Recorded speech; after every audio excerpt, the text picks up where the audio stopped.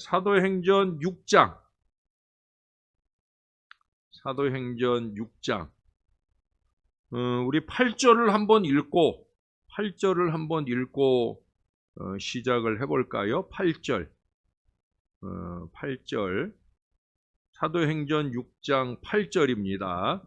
같이 한번 한 목소리로 읽겠습니다. 시작! 스데반이 은혜와 권능이 충만하여 큰 기사와 표적을 민간에 행하니. 아멘. 먼저 우리가 늘 시작할 때 되면은 이름 뜻을 공부하잖아요.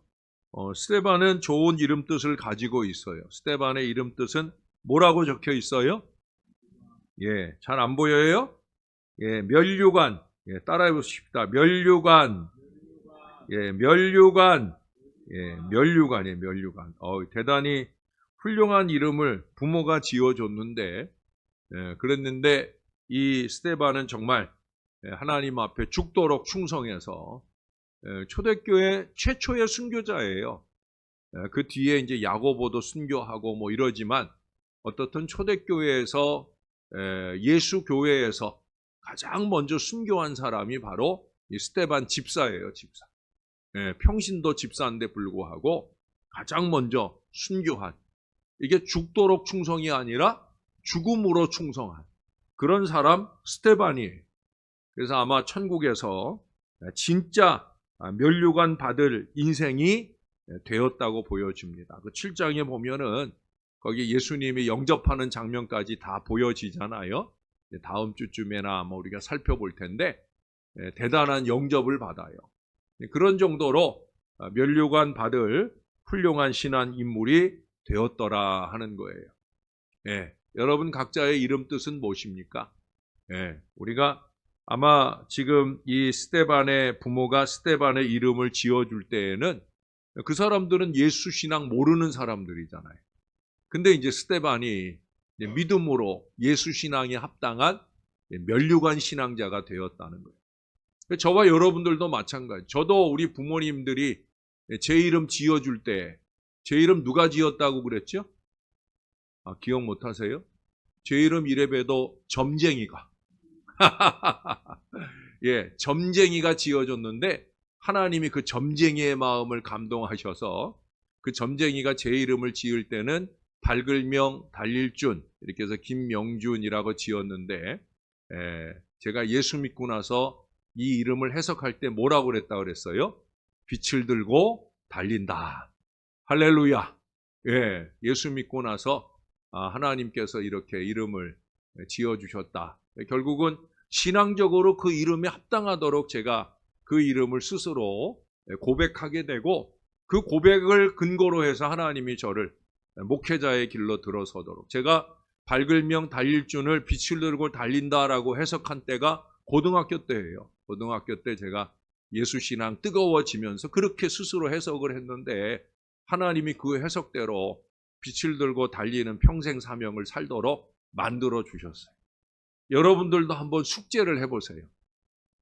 우리 부모가 내 이름 지어줄 때, 우리 여기 최은정 권사님도 원래는 본명이 최윤정 아니었어요. 이름이 좀 예스런 이름이었는데, 옛날 분 치고는 아주 예쁜 이름이잖아요. 윤정. 그렇죠? 좀 시기가 나는구나.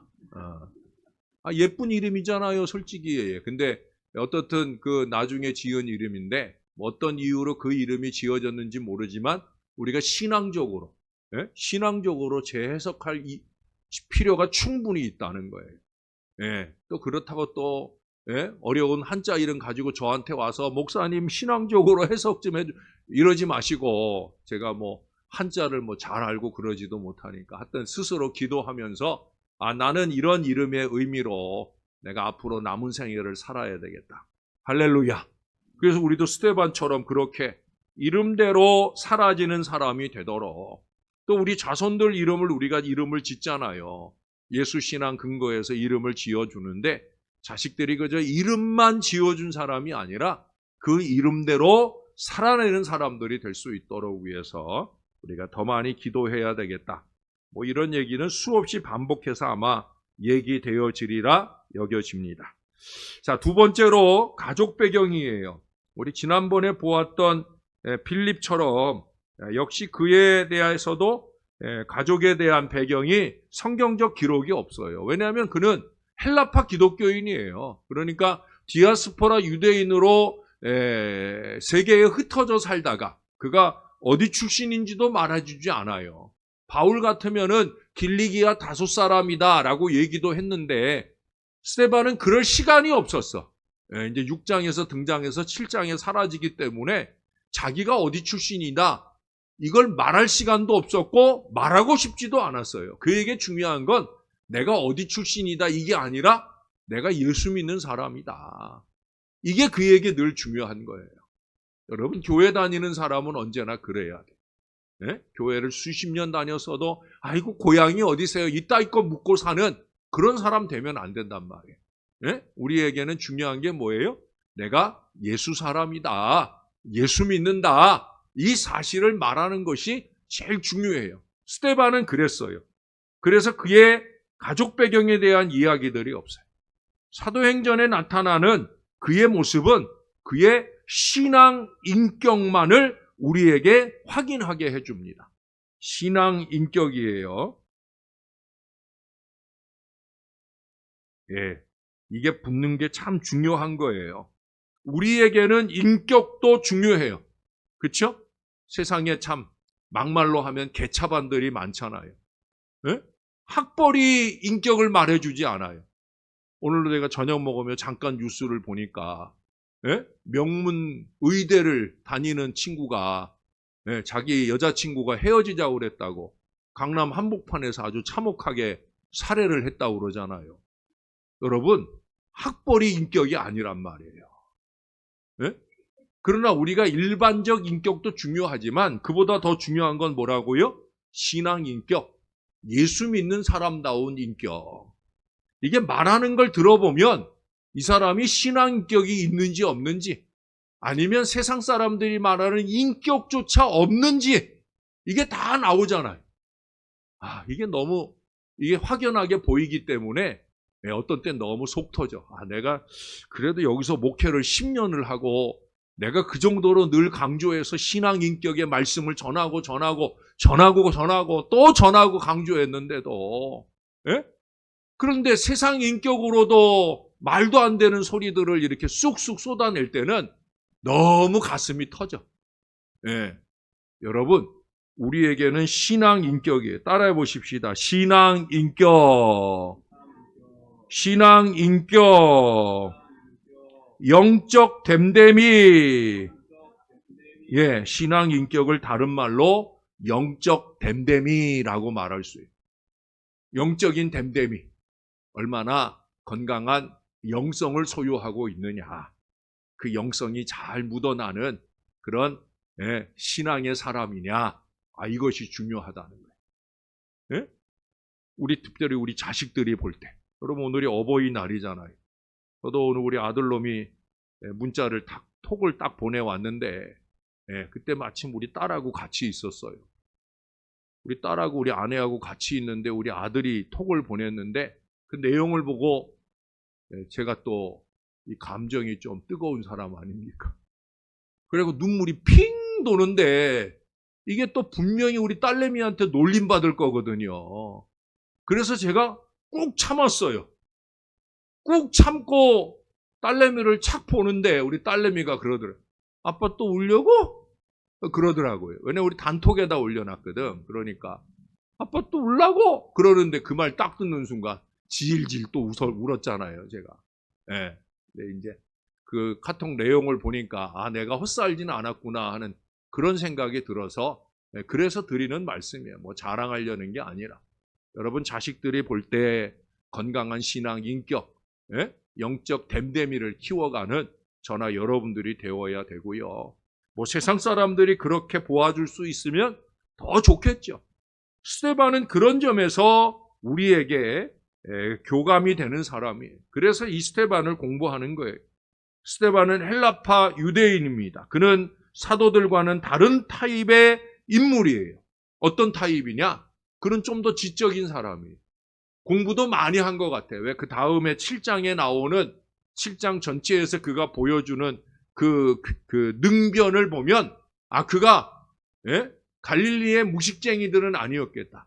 물론 사도들에게도 성령이 강하게 임할 때 베드로가 갈릴리 바다에서 고기 잡던 어부였는데 성령이 그에게 임할 때 우리가 사도행전 2장, 3장, 4장 이어지는 그 베드로의 놀라운 말씀이나 또는 그들을 압제하는 그 대제사장 서기관들 앞에 조금도 굴복되지 않고 힘있게 복음을 말하는 모습들을 보잖아요. 물론 그런 역사도 있어요. 근데 솔직히 말해서 예수님 제자들은 별로 학벌이 없는, 기껏해야 공부 좀 많이 했다는 사람이 뭐예요? 세리 정도예요. 근데 그에 비하면 스데반은 제대로 교육을 잘 받은 사람이라 보여진다는 거예요. 다시 말해서 스데반은 큰 평판과 교양을 가진 인물로 보여진다 하는 거예요. 여기서 놀라운 건 뭐냐? 그는 사도도 아니었다는 거예요. 목회자나 기름 부음 받은 교역자도 아니었다는 거예요. 그는 그저 평신도, 조금 더 말하자고 하면 집사 혹은 청지기 이런 정도까지는 말할 수 있겠지만 그런 것에 불과한 사람이라는 거예요. 근데 그 불과라고 말할 수 없을 정도의 대단한 모습을 보여주었던 그런 사람이다. 제가 처음에는 그가 집사에 불과하다라고 적었는데 불과라고 하는 말을 붙일 만한 사람이 아니라는 거예요. 집사에 불과한 것이 아니라 그는 대단한 영성을 가진 훌륭한 평신도 지도자로 우리들에게 도전을 보이는 사람이다라는 걸 말씀드리고 싶어요. 중요한 것은 바로 그 모습이죠. 그가 어떻게 그렇게 불과라고 그를 표현하기 어려울 정도의 대단한 사람이 되었느냐. 그것은 우리가 이제 이후에 공부하겠지만 제일 중요한 게 뭐냐면 하나님께 붙들렸다는 거예요. 할렐루야.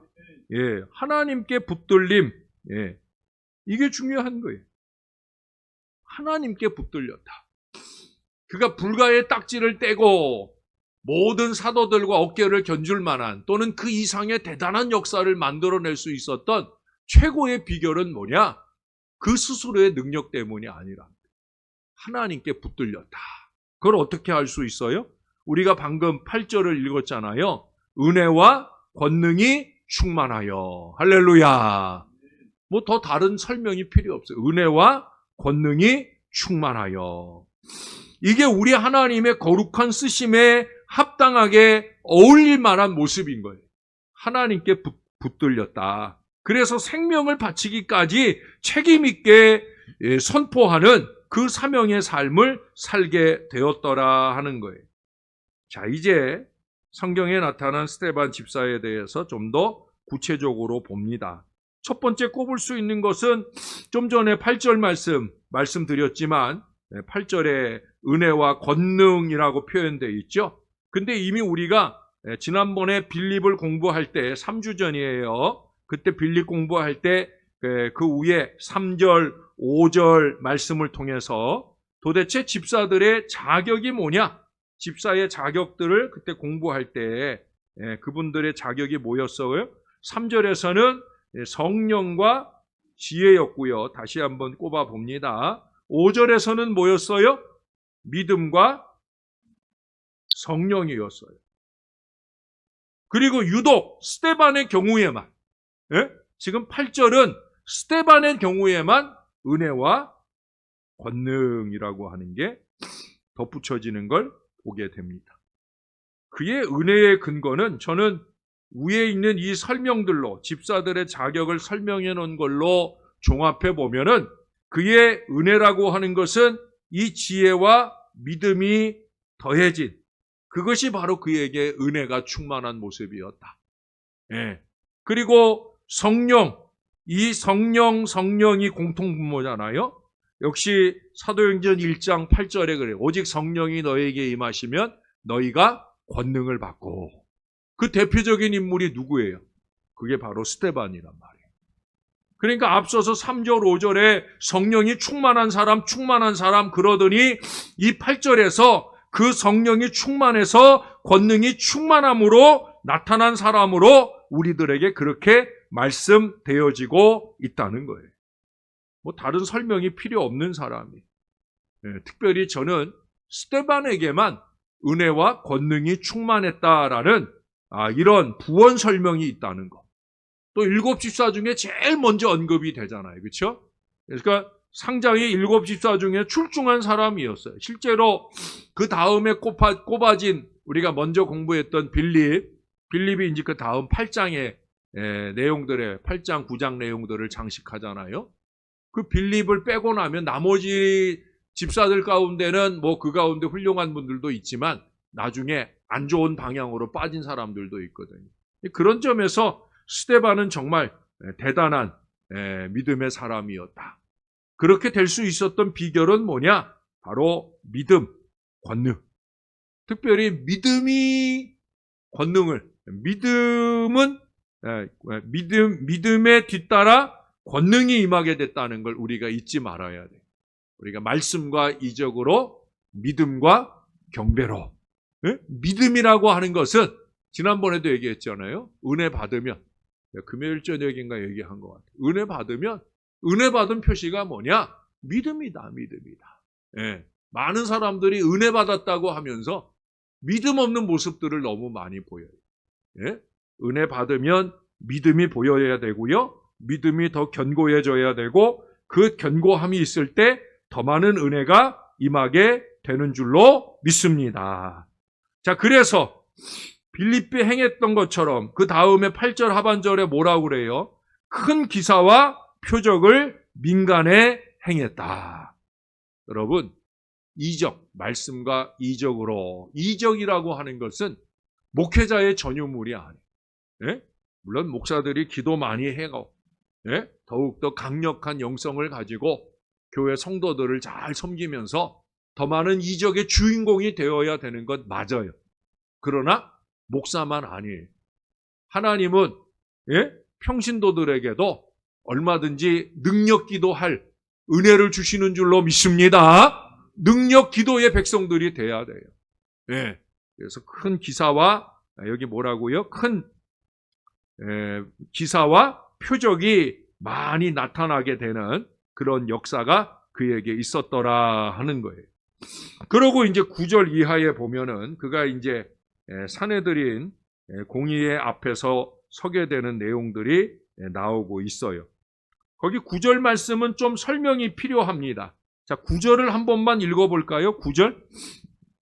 여러분이 한번 천천히 읽어주시면 제가 물 한 모금 먹을게요. 시작. 이른바 자유민들 즉 구레네인 알렉산드라인 길리기아와 아시아에서 온 사람들의 회당에서 어떤 자들이 일어나 스데반과 더불어 논쟁할세. 너무 천천히 읽지는 말고요. 적당하게. 자, 여기 보니까 여러 자유민들이라고 표현했는데 제가 아까도 표현한 것처럼 디아스포라 유대인, 전 세계에 흩어져 있던 유대인들이 지금 절기를 지키러 모여온 거예요.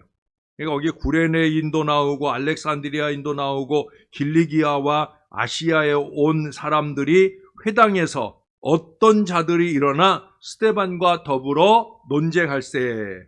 제가 지금까지 이스라엘 지도만 이렇게 그려드렸었잖아요. 이 위쪽으로 쭉 더 많은 세상이 펼쳐지죠. 이렇게 많은 세상이 펼쳐지죠. 이쪽은 뭐 지금 우리가 흔히 시리아라고 하는 곳이고요. 이쪽이 어디냐면 어마어마하게 넓은 땅덩어리예요. 되게 넓어요. 여기가 바로 터키예요. 터키. 지금 뭐 튀르키예라고 하는 그 지역.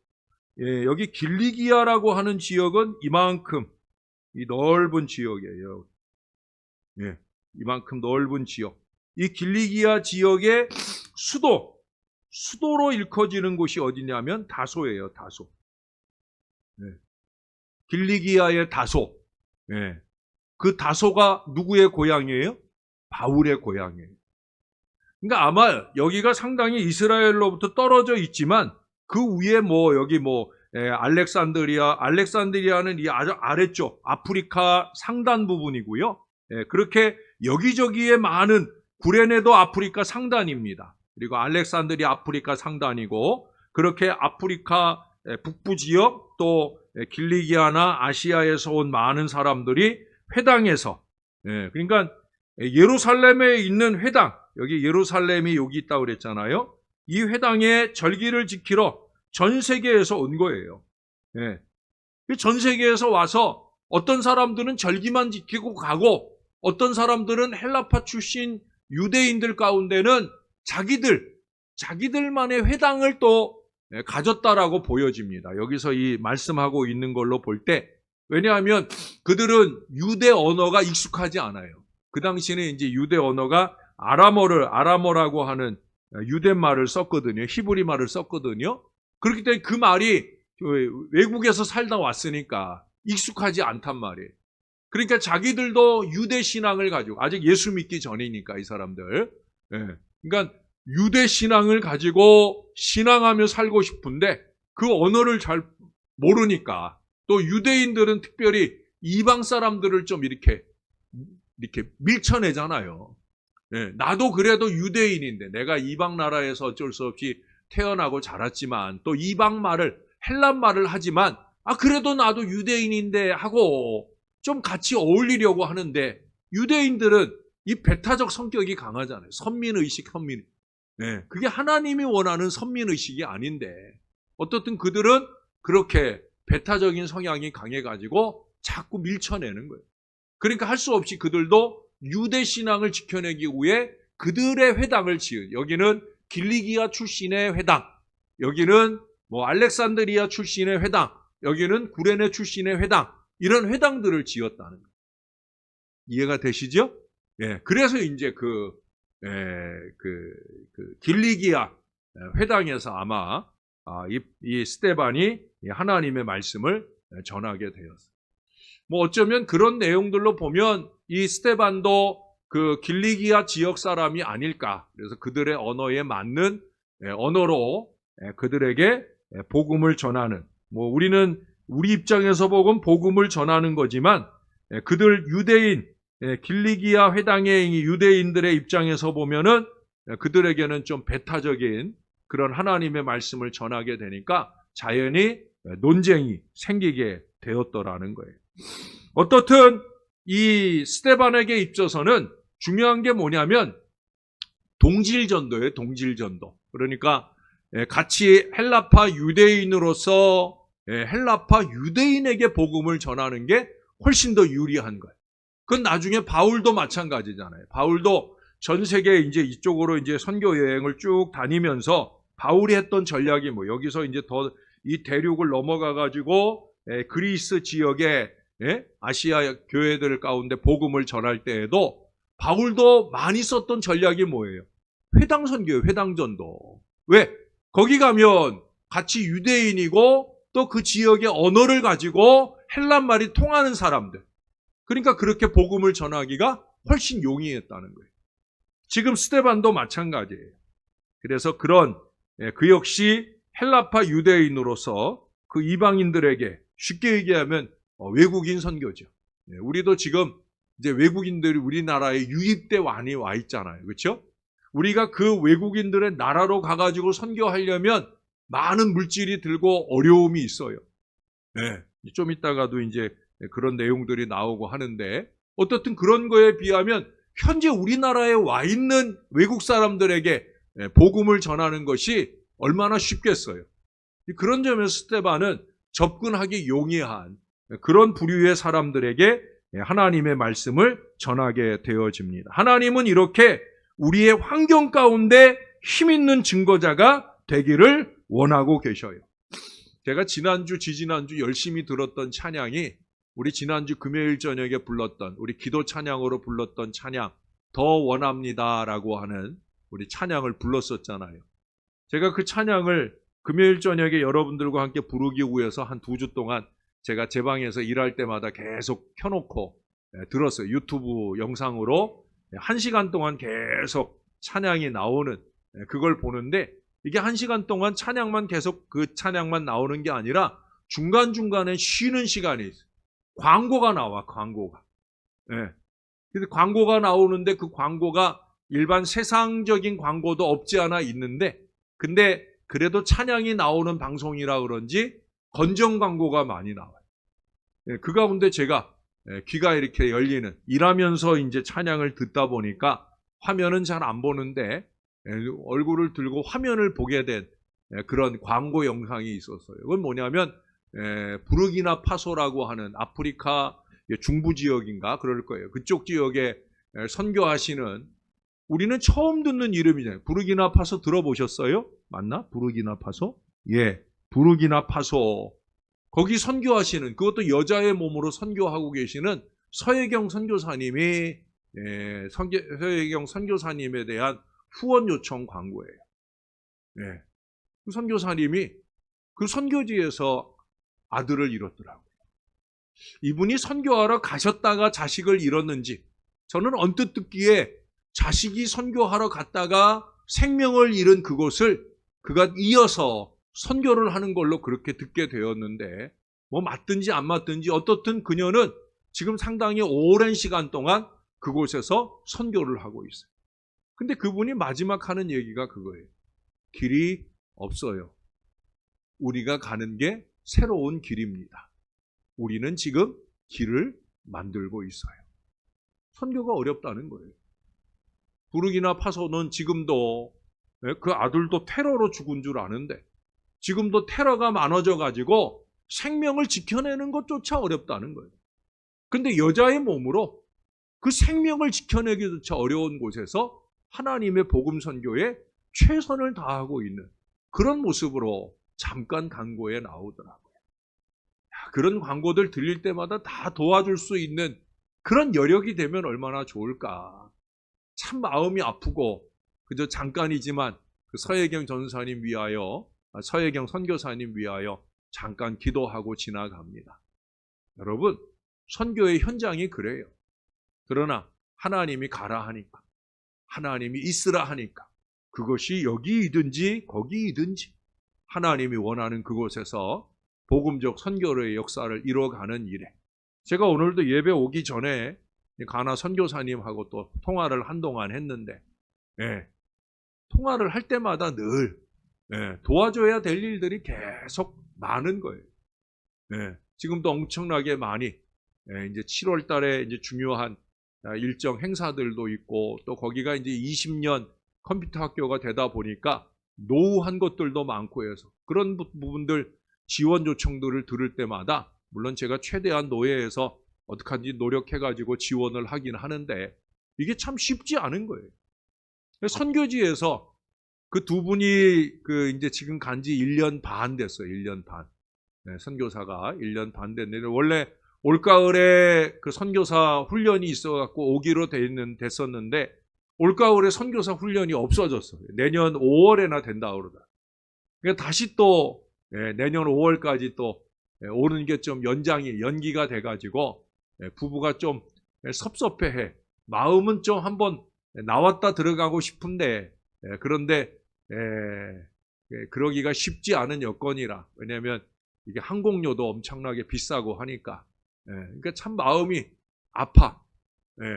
저도 이제는 나이가 들었는지 이제 그 젊은 선교사를 그렇게 보면은 이게 자식 같은 마음이 들어가지고 이제는 그 아픈 마음이 들어요. 근데 여러분, 이렇게 여기저기서 하나님께서 원하시는 바를 따라 복음의 역사를 위해 쓰임받기 원하여 헌신되는 분들이 많다는 거예요. 저나 여러분들은 그래도 이 땅에서 우리와 언어가 통하는 사람들에게 말씀 전하는 일만이라도 우리가 좀 감당할 수 있는 사람이 되어야 되겠다 하는 생각을 한 번 더 해봅니다. 그게 바로 스데반이에요. 자, 여러분, 그 다음 말씀을 볼까요? 자, 10절의 말씀에 가보면 스데반이 지혜와 성령으로 말함을 그들이 능히 당하지 못하여. 할렐루야. 지혜와 성령으로 말했다. 이게 뭐예요? 영적으로 압도를 했다는 거예요. 변론의 천부적인 그가 하나님이 전도에 활용하라고 지혜를 더해 주시고 성령이 더해지니까 능력 전도가 되더라는 거예요. 예. 그가 타고난 언변 때문이 아니라 지혜와 성령을 더해 주심으로 통하여 그가 능히 그를 당하지 못하게 되는 이 놀라운 역사에 쓰이게 되어지는 걸 보게 됩니다. 그래서 그 다음 반응들이 나오죠. 11절에 보면 달락달락만 볼게요. 사람들을 매수하여 말하게 하되, 이제 이렇게 1대1 싸움으로 어려우니까 사람들을 매수하여 말하게 했다. 12절로 가보십시다. 백성과 장로와 서기관들. 여러분, 백성과 장로와 서기관들이라고 하면 그 시기 종교 지도자들이에요. 근데 그 사람들이 한다는 일이 뭐예요? 충동시켜 와서 잡아가지고 공회에 이르러 충동을 시켜요. 장로와 서기관들, 백성과 장로와 서기관들을 충동시켜서 그래서 이 스데반을 잡아왔다는 거예요. 그 다음 거기에서도 끝나지 않아요. 13절에 보면 거짓 증인들을 세우니 계속해서 억지를 부리는 거죠. 매수하고 또 충동하고 거짓 증언하게 하고. 여러분, 뭘 보는 것 같아요? 예수님 때 보는 것 같지 않아요? 예수님 십자가에 잡혀 달리시기 전날 밤의 일들을 보는 것 같아요. 예수님도 그렇게 죽임을 당했잖아요. 언제나 악한 교계 지도자들은 동일한 방식을 선호합니다. 마귀적 술수예요. 우리가 이번 주간에도 지금 갈라디아서 말씀을 보면서 거기에도 유대교 출신의 종교 지도자들이, 유대교 출신의 기독교인들이 갈라디아 교회를 많이 어지럽히고 바울이 전한 복음을 헛수고 만들려고 하는 그런 악한 괴계들을 보잖아요. 오늘 아침에 4장의 마지막 부분의 말씀을, 내일 마지막 부분, 하여튼 그 4장 부분의 말씀에 보면은 12절에서 20절까지의 말씀에 보면은 정말 너무 어이없는 그런 내용들을 우리가 읽어볼 수가 있습니다. 불가에서는요, 불교에서는요, 스님에게도 오적, 5가지 하지 말아야 될 오적이 있다고 합니다. 하지 말아야 될 5가지. 첫째는 뭐냐? 불살생이에요. 살인해서는 안 된다. 이거 너무 당연한 거 아니에요? 그렇죠? 불살생. 그다음에 제가 그걸로 그대로 다 얘기하지 않고, 그 다음에 도적질하지 않는다. 그 다음에 3번째, 거짓말하지 않는다. 이 거짓말하지 않는다라는 걸 뭐라고 표현했냐면 망어라고 표현을 했어요.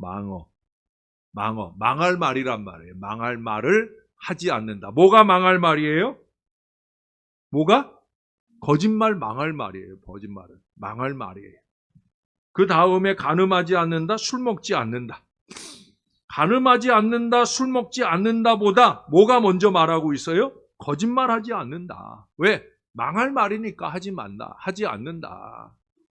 여러분, 우리 성경에서도 마찬가지. 성경에서도 살인죄하고 거짓말하는 걸 같은 레벨로 둡니다. 요한계시록 제가 여러 번 꼽아드렸잖아요. 또 요한복음 8장 44절 말씀도 여러 번 드렸잖아요. 사단은 거짓의 아비라고. 그럼 거짓말하는 사람은 뭐라는 거예요? 사단의 자식이라고. 그래서 망할 말인 거예요. 망할 말. 근데 지금 여기 매수하거나 충동하거나 거짓 증언하거나 이게 다 뭐예요? 이게 다 망할 말들을 하는 거예요. 결국 사람 죽이는 일에 쓰는 거짓말이기 때문에 예수님도 스데반도 결국은 거짓에 의해서 죽임을 당하잖아요. 여러분, 매수, 충동, 거짓 이런 것들에 유의해야 됩니다. 나하고 친하다고 친한 사람이 하는 거짓말, 충동질, 여러분 그걸 그냥 쉽게 생각하고 용납하면 안 되는 거예요. 그건 내가 죽을 일이고요. 참말을 하는 바울, 참말을 하는 아무개, 그를 죽일 수 있는 일인 것을 기억하고 우리가 유의해야 된다는 거예요. 악의와 악독의 지도력은 사람을 잡습니다. 악의와 악독의 지도력이냐? 그게 평신도 지도력이든 아니면 목회적 지도력이든 악의와 악독의 지도력이냐? 아니면 영적 지도력이냐? 엄청난 차이죠. 악의와 악독의 지도력은 죽이는, 영적인 지도력은 살리는. 언제나 이것이 목표입니다. 살리는 지도력, 진실을 통해 살려지는 거예요.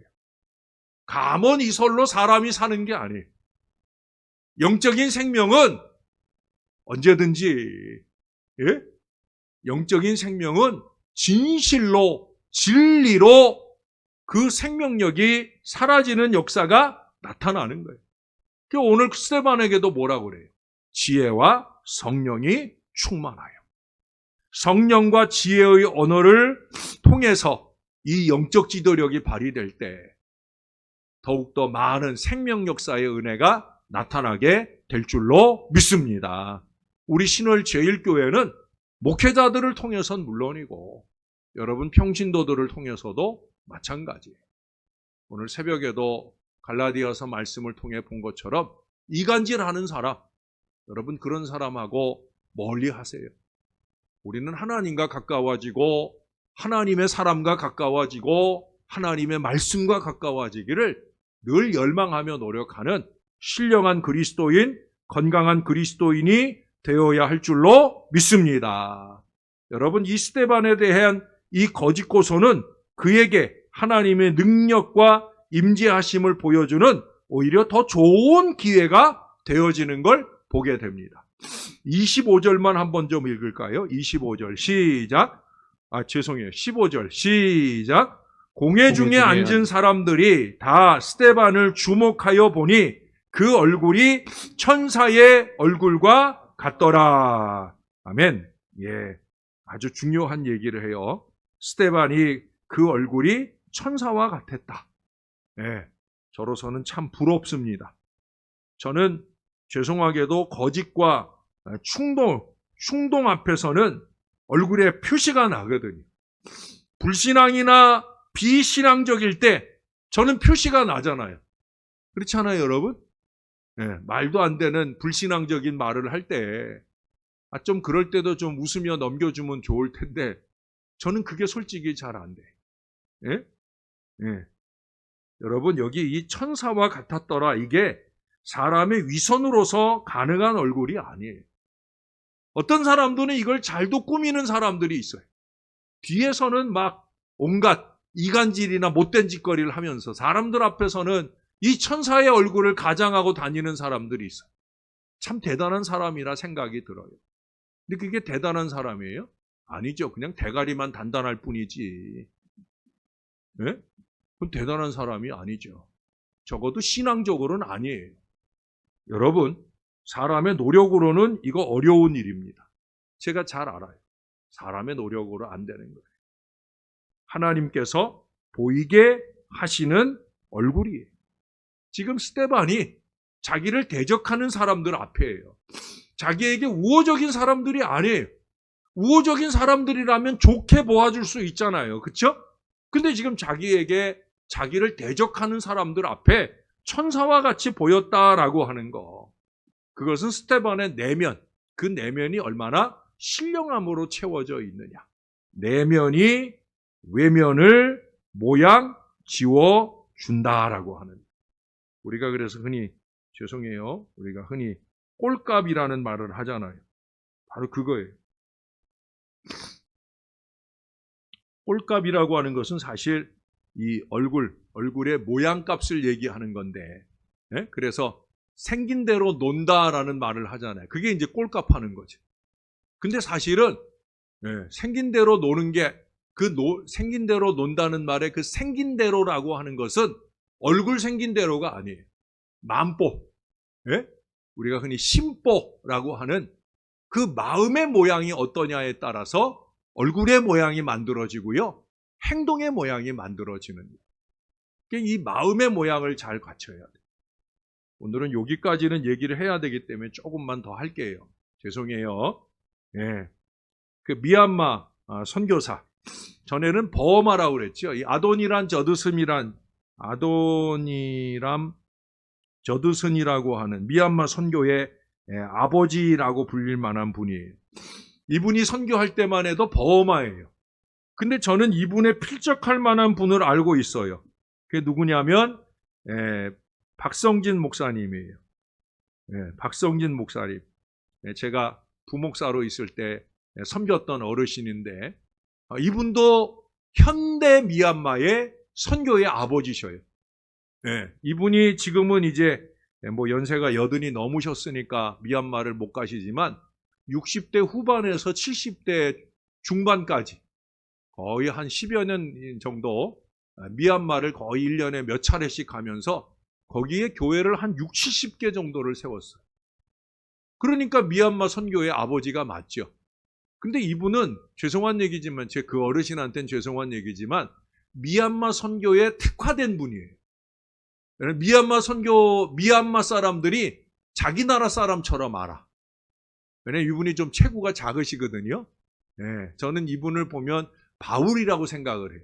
바울도 그랬거든요. 체구가 작았어요. 근데 이분이 그런 분이었어요. 체구가 작았어요. 그러니까 미얀마에 가면은 이분이 그 옛날에 그 미얀마 선교하실 때 거기 가시면 막 미얀마에 이제 많은 종교 지도자들과 함께 여기저기 교회를 그때는 한 500에서 700, 1000만 원만 가지면 교회 하나씩을 탁탁 세웠어요. 그러니까 이분이 노예 밖에서도 많은 분들이 이분의 그 업적을 알고 이분한테 돈을 갖다 주고 교회 지어달라고. 그러면 그 돈을 가지고 가서 교회를 짓는 거예요. 그 자그마한 체구에 정말 작은 거인이셔요.